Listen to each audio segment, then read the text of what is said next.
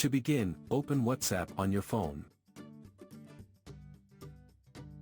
Navigate to the Updates tab located in the bottom menu. Tap Add Status to create a new status.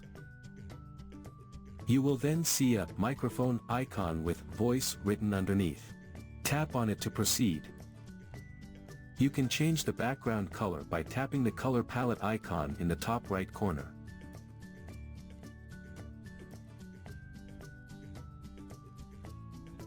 Now, press and hold the microphone button to start recording your voice message. Make sure to speak clearly into your device's microphone. When you finish recording, simply release your finger. After recording, tap the play button to preview your voice message.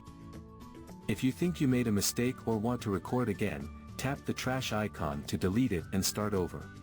Or if you are satisfied with the recording, tap the Send button to share it as your status. Your voice message will now appear as your WhatsApp status, visible to your contacts for 24 hours. You can customize who can view your status by tapping the three dots in the top right corner and selecting the Status Privacy option. So that's how you can set and share voice messages on your WhatsApp status.